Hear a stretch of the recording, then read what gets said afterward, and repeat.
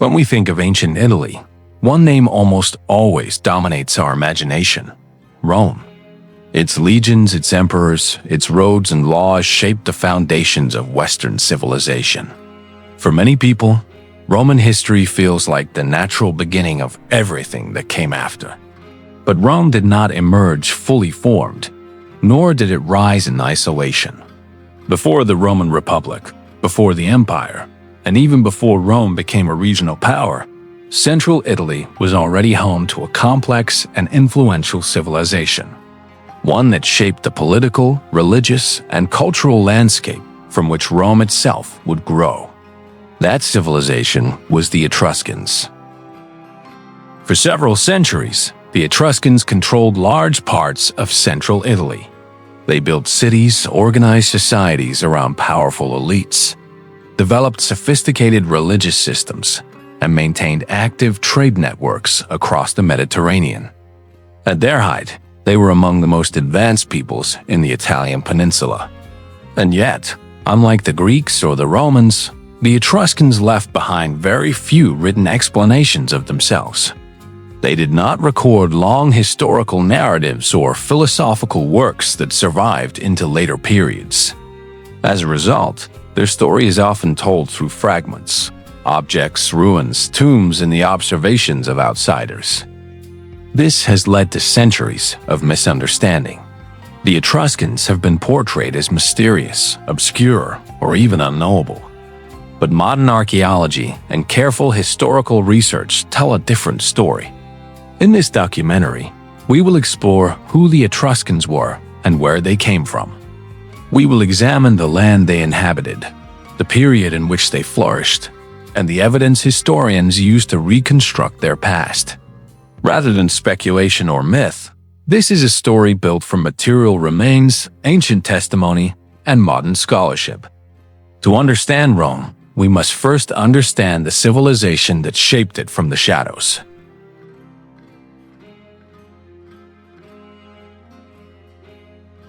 The Etruscan civilization emerged in central Italy around the late 9th century BCE and continued to exist as a distinct cultural force until the 3rd century BCE, when its cities were gradually absorbed into the expanding Roman Republic. In practical terms, this means the Etruscans shaped the political and cultural landscape of Italy for nearly 6 centuries, long before Rome became the dominant power of the peninsula. Their homeland was a region the Romans later called Etruria. Geographically, this area corresponds largely to modern-day Tuscany, northern Lazio, and parts of Umbria. It was a varied and strategically valuable landscape, composed of rolling hills, fertile river valleys, forests, and access to both inland and coastal trade routes. This geography strongly influenced Etruscan development. The land supported agriculture, but it also contained significant mineral resources, especially iron and copper. The most famous deposits were located near the coast and on the island of Elba, which became a major center for iron extraction and processing. Control of these resources allowed Etruscan communities to develop advanced metalworking and participate actively in Mediterranean trade. Etruscan settlements were typically established on elevated ground, often on hills overlooking plains or river crossings.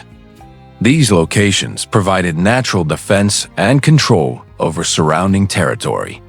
Over time, many of these settlements grew into complex urban centers with stone walls, organized street layouts, religious sanctuaries, and public spaces. Politically, Etruria was not unified. Instead, it consisted of a network of independent city-states, including Tarquinia, Cerveteri, Veii, Volci, Chiusi, and Arezzo.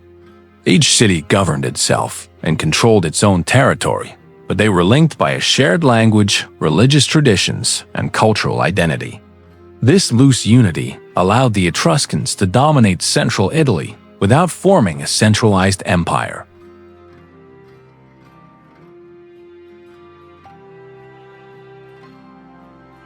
Reconstructing the history of the Etruscans presents a particular challenge. Not because evidence is scarce, but because the types of evidence available are uneven and incomplete.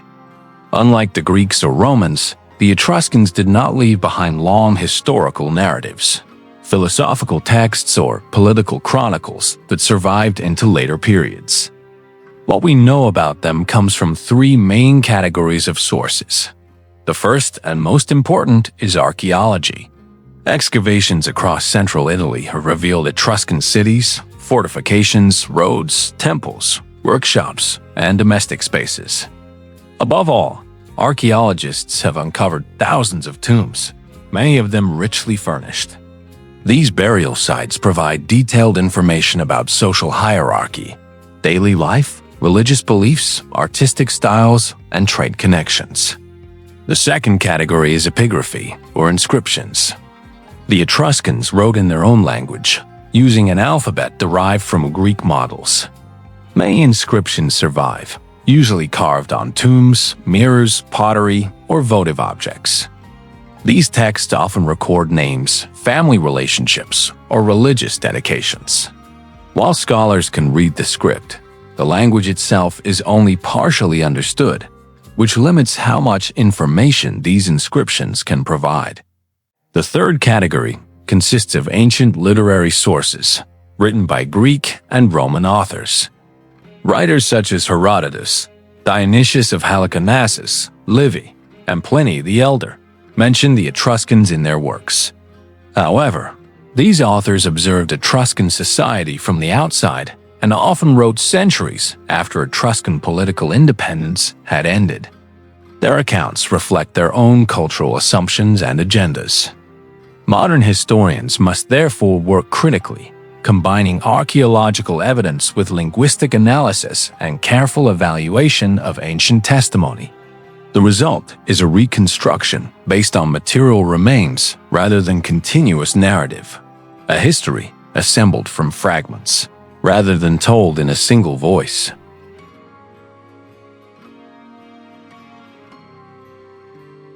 To approach the question of where the Etruscans came from, historians and archaeologists begin not with written texts, but with the cultures that occupied central Italy before the Etruscans appear clearly in the historical record. Among these, the most significant is known as the Villanovan culture. The Villanovan culture developed across large areas of central and northern Italy during the 9th and early 8th centuries BCE, a period that directly precedes the rise of Etruscan cities. It is identified almost entirely through archaeology, particularly through burial practices and settlement remains. Villanovan communities typically cremated their dead and placed the ashes in ceramic urns, many of which were shaped like small huts. These objects may reflect contemporary domestic architecture and provide rare insight into everyday life. Villanovan settlements were generally small and dispersed. Their material culture appears relatively modest, characterized by handmade pottery, simple metal objects, and early ironworking techniques. At first glance, this world seems far removed from the wealthy and urbanized Etruscan society that would emerge only a few generations later. Yet geography tells an important story. Many Villanovan sites are located in the same regions where major Etruscan centers later developed. Hills later crowned by Etruscan cities such as Tarquinia, Veii, and Volci show signs of earlier occupation. This spatial continuity raises a fundamental question. Were the Etruscans the descendants of these earlier communities, or did something more complex occur? Over time, archaeologists observe gradual changes within Villanovan contexts. Burial practices become more varied, grave goods increase in number and quality, and signs of social differentiation become more visible. Some tombs begin to stand out from others, suggesting the emergence of elites. Settlements expand, and evidence of increased organization appears. These developments suggest a process of internal transformation rather than abrupt disruption. However, archaeology alone cannot definitively answer whether cultural continuity necessarily reflects population continuity. Cultural practices can be adopted, adapted, or replaced without large-scale migration, just as populations can change without leaving clear material traces. For this reason, scholars remain cautious. While many see the Villanovan culture as the foundation from which Etruscan civilization emerged, others emphasize that the transition was likely shaped by multiple factors: long-distance trade, contact with the wider Mediterranean, technological change, and evolving social structures. The Villanovan background, therefore, does not provide a final answer to the question of Etruscan origins. Instead, it frames the debate. It shows that the rise of Etruscan civilization was not sudden or isolated, but the result of processes already underway in central Italy, processes whose full implications historians are still working to understand.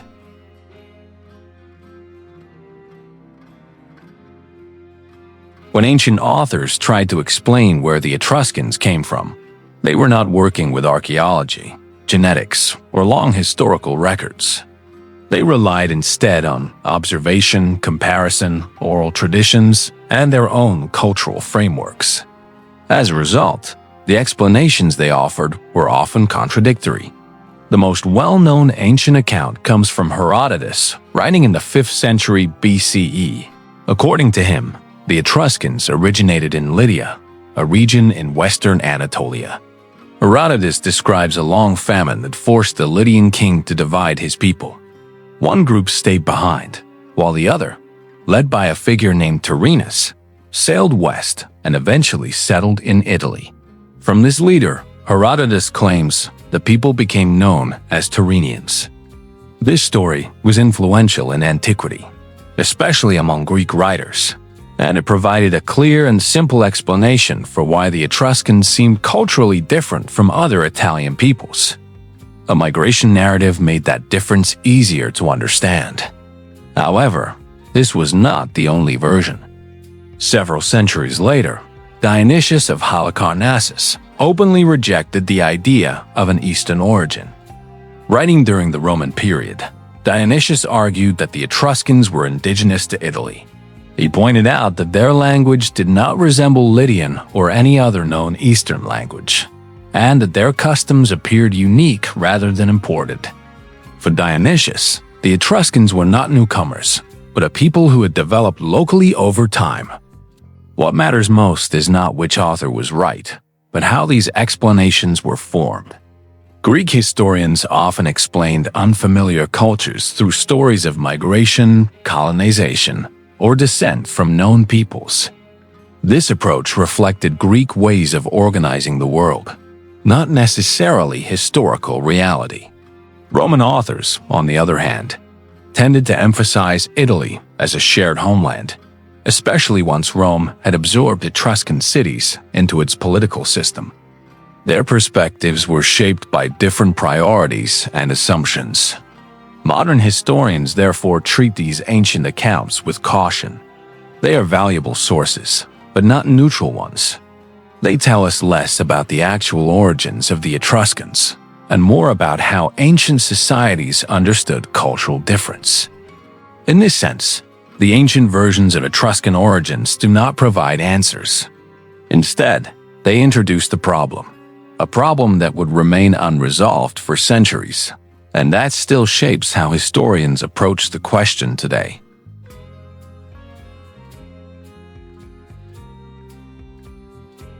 The question of where the Etruscans came from has never been fully settled, not because historians lack interest or effort, but because the nature of the evidence itself places clear limits on what can be known with certainty.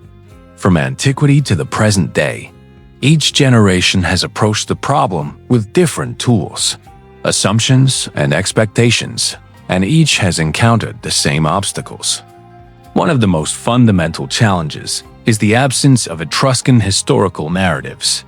Unlike the Greeks or Romans, the Etruscans did not leave behind continuous written histories that explain their origins in their own words. What survives are short inscriptions, names, dedications, and formulas, none of which address questions of migration or ancestry. Without a native historical tradition, later interpretations must rely on indirect evidence. Another difficulty lies in the fragmentary nature of ancient testimony. Greek and Roman authors wrote about the Etruscans from the outside, often centuries after Etruscan political independence had ended. Their accounts reflect cultural assumptions, rhetorical goals, and limited information. As a result, ancient explanations tell us more about how outsiders understood the Etruscans than about the Etruscans themselves.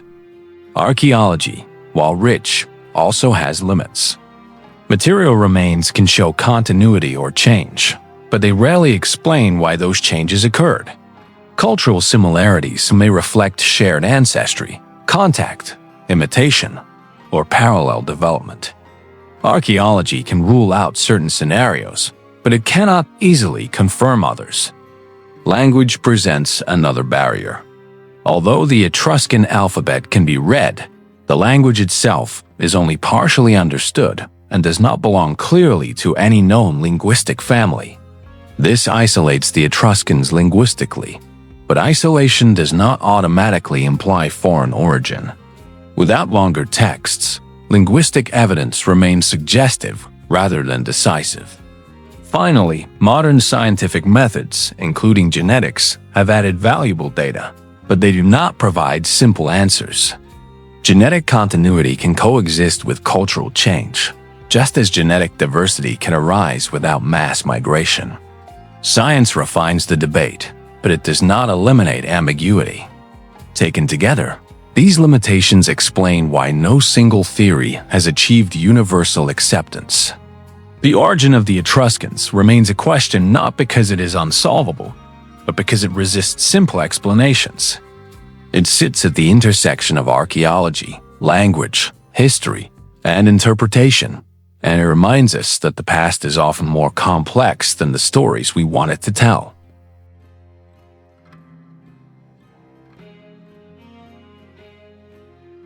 Despite more than a century of archaeological research and centuries of historical debate, much about the Etruscans remains unknown. This uncertainty is not a failure of scholarship, but a reflection of the limits imposed by the evidence itself. Understanding what we still do not know is essential to understanding who the Etruscans were. One of the greatest gaps lies in the Etruscan language. Although scholars can read the alphabet and recognize names and repeated formulas, most longer texts remain difficult to interpret. Without extended inscriptions or literary works, it is impossible to access Etruscan thought, memory, or historical self-understanding in a direct way. The language speaks to us only in fragments. There is also limited knowledge of Etruscan political history. We know the names of cities and some ruling families, but we lack detailed accounts of internal conflicts, alliances, and transformations as seen from an Etruscan perspective. Much of what we know comes from Roman authors writing after Etruscan autonomy had already declined. The process by which Etruscan society emerged remains partially obscured. Archaeology shows gradual development, but it cannot fully explain the social mechanisms behind that change. We can trace material continuity, but not personal identity, belief, or intention. Cultural transformation rarely leaves clear fingerprints. Perhaps most importantly, the Etruscans challenge our expectation that ancient civilizations should fit clear categories: indigenous or foreign, continuous or intrusive, unified or fragmented. Their history resists simple labels. They appear both rooted and connected, local and Mediterranean, familiar and distinct. This ambiguity is precisely why the Etruscans matter. They remind us that ancient history is not always a story with clean origins and definitive answers. It is often a process of overlapping influences, gradual change, and partial understanding. In the episodes that follow, we will explore each of these unresolved questions in greater depth. We will examine competing theories, new discoveries, and the evidence that continues to reshape how historians view the Etruscans. If you appreciate historical documentaries grounded in careful research and thoughtful storytelling, consider subscribing to the channel. This series will follow the echoes left by the Etruscans, not to solve every mystery, but to understand why they still speak to us across time.